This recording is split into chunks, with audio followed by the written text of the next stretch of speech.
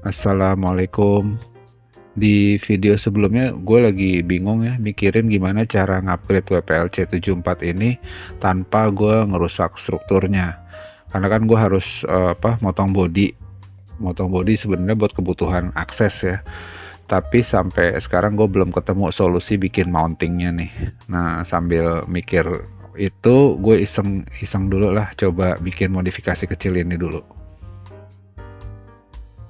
Jadi masalahnya ini pas rodanya belok, setirnya tuh diem, dia nggak ikut muter bareng roda depan. Jadi secara visual agak aneh ya.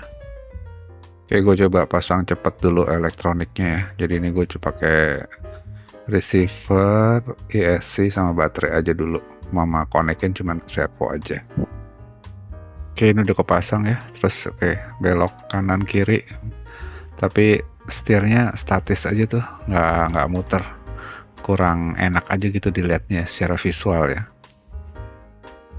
Kalau di mobil beneran ya, atau di mobil 1:1, setir itu kan dia nyambungnya sama ada batang ya, namanya kayak steering column gitu. Jadi dia nyambungin dari setir ke sistem kemudi. Nah, kalau di RC ini kan sebenarnya nggak pakai steering column tuh. Jadi gue kepikiran coba mau replicate konsepnya di RC, tapi gue simulasiin aja sistemnya pakai servo tambahan. Jadi ini kayak simulated steering column lah ya. Jadi walaupun dia nggak berfungsi secara beneran karena ini kan setirnya dikontrolnya pakai servo, tapi ini lebih kayak visual simulation lah ya, biar kelihatan lebih realistik aja. Karena secara visual dan mekaniknya dia meniru dari sistem asli gitu. Untuk komponennya simple aja, jadi lo cukup beli satu servo tambahan lagi sama 3 kabel servo ya, 3 kabel servo yang male female, itu aja udah. Secara elektronik ini sebenarnya simple banget ya. Jadi kalau di receiver aftermarket merek apapun itu kan servo dikontrol di channel 1. Jadi channel 1 buat kontrol servo, buat belok-belok bannya tuh.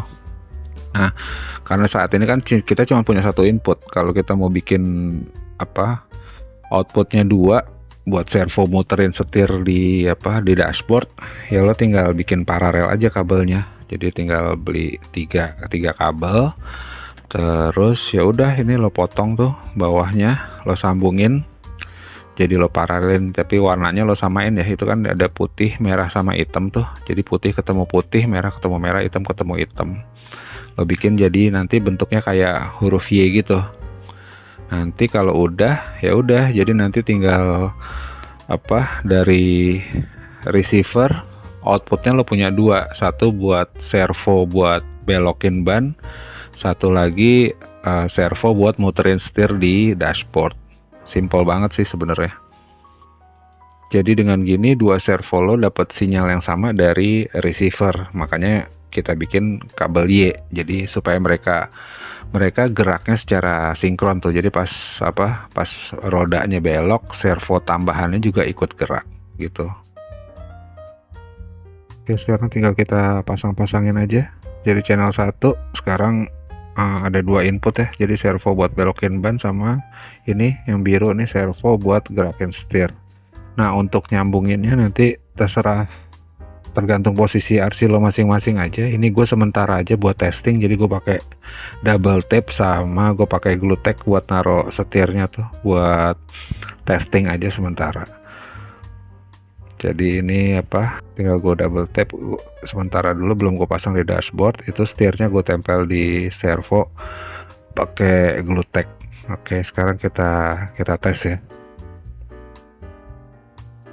Oke, kita coba nyalain ya, kita lihat berhasil atau enggak nih. Oke, lihat ya, bisa ya. Jadi belok kanan, setirnya ikut muter kanan, ban belok kiri, setirnya ikut muter belok kiri. Nah, nanti untuk penempatan di dashboard tergantung kreativitas masing-masing aja, mau naruh servonya di sebelah mana.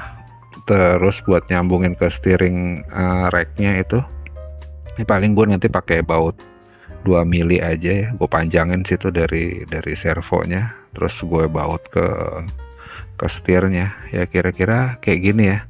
Ini sih secara fungsi nggak ngaruh ke performa, tapi secara feel beda lah ya, jadi kelihatan lebih realistis. Itu aja dari gue untuk yang udah nonton sampai akhir. Bukan bermaksud menggurui, hanya sekedar berbagi, mudah-mudahan terinspirasi. Assalamualaikum. Ku takkan menyerah, terus berjuang, meski berat ku tetap berdiri.